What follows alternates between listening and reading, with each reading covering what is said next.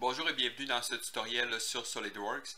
Donc dans ce tutoriel, je vais vous expliquer comment faire apparaître une fonction et disparaître d'autres fonctions dépendamment de la longueur d'une pièce. Donc premièrement, en ce qui concerne les équations, la boîte de dialogue est disponible ici dans le Feature Manager. Si jamais elle n'est pas là, vous pouvez aller sur le bouton droit en haut là, sur le nom de votre pièce. Donc vous allez avoir objet caché dans l'art. Puis vous devriez avoir équation ici, vous allez pouvoir ajouter si jamais elle n'est pas là. Donc, une des choses que j'utilise souvent lorsque je fais l'équation, c'est que je vais dans la notation, puis je mets Show Feature Dimension, donc afficher les dimensions, là, je suppose en français, parce que ça peut être pratique là, pour les cocher tantôt, pour les sélectionner. Donc, je vais aller dans la boîte de dialogue de l'équation. Okay? Vous avez ici fonction. Donc, je vais en ajouter une reliée avec la fonction. Donc, je vais utiliser l'enlèvement de matière numéro 2, qui est le percement du milieu. Parce que celui-là, je vais lui dire, donc, si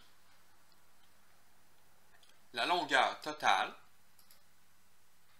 pardon, faut que j'ouvre la boîte de dialogue. Donc, si, ouvrir la parenthèse, ma longueur totale, qui vient de se linker lorsque j'ai cliqué dessus, est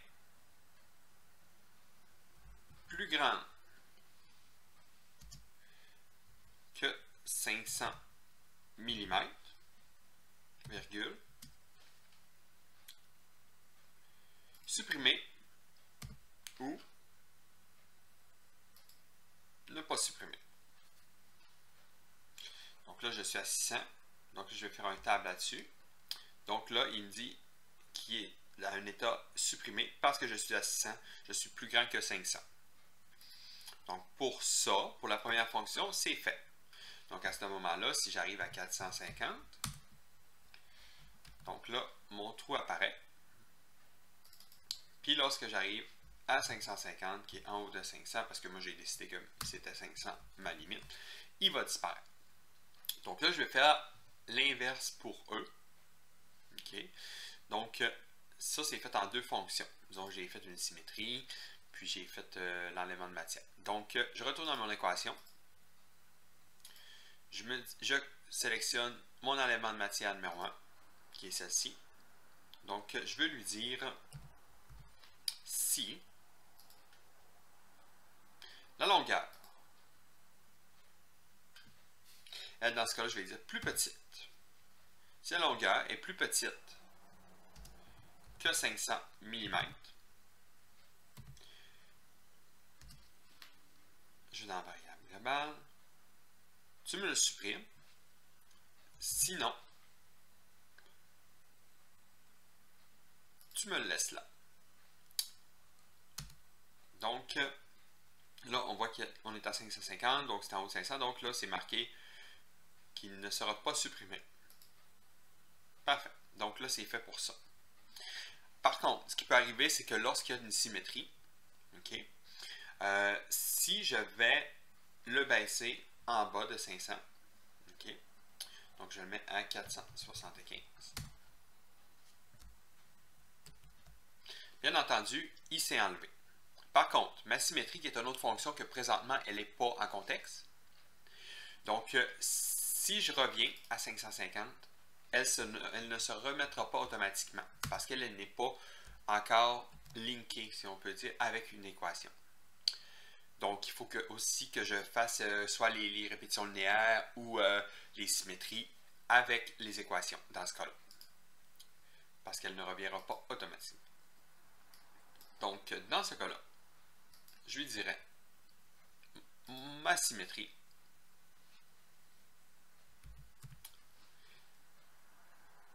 si celui-là est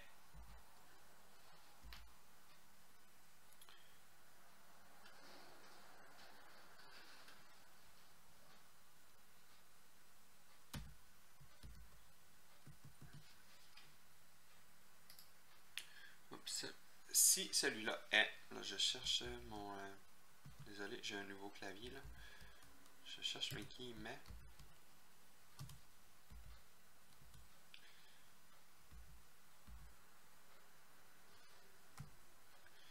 Je suis pas certain que c'est celui-là.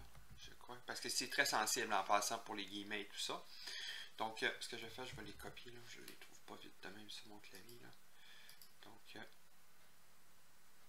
je vais juste les sélectionner ici. Il faut vraiment utiliser les bonnes. Là, parce que ce soit un guillemet, une virgule, puis tout ça, c'est très sensible. Là. Ça peut arriver que votre équation ne fonctionne pas si jamais vous n'avez pas la virgule à la bonne place ou les bonnes guillemets. Donc, si celui-là est supprimé,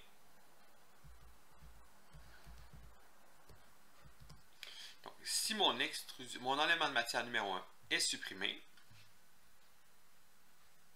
virgule, tu me supprimes aussi ma répétition, ben mon miroir dans ce cas-là, ou sinon, tu me le remets.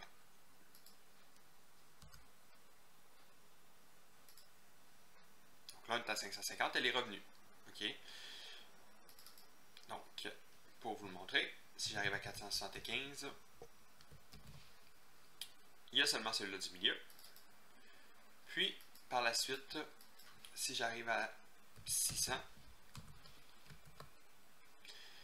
il y a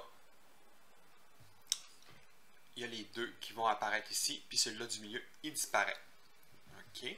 Donc, c'est pas mal ça pour ce tutoriel. La seule petite chose que j'aurais à ajouter, c'est que des fois, si vous voulez qu'il n'apparaisse pas à 500, exemple, parce que dans mon cas, j'ai marqué 500 pour les deux. Okay? Donc, ce que je vais vous dire, c'est que si je marque, disons ici, 500, à ce moment-là, les trois vont apparaître. Okay? Donc, vous pourriez, là, dans votre équation, dire que celui-là, là, je veux qu'il apparaisse.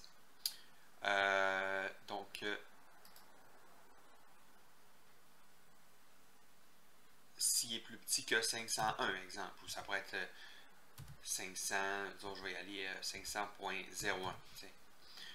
Donc, je pourrais mettre 500.01, comme ça, ils disparaissent.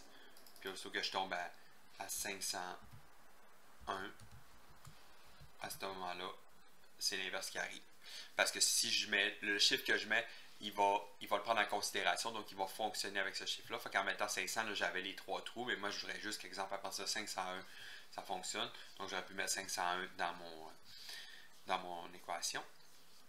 Par la suite, c'est pas mal ça pour ce tutoriel. Donc dans ce cas-là, j'ai utilisé les symboles plus grands et plus petits. Donc, puis l'autre, j'ai utilisé le like là, qui veut dire donc si cette fonction-là est supprimée ou pas. Donc, à partir de là, ma pièce, elle est configurable là, automatiquement, dépendant de sa longueur totale. Donc, je vous remercie d'avoir regardé ce tutoriel et bonne journée. Au revoir.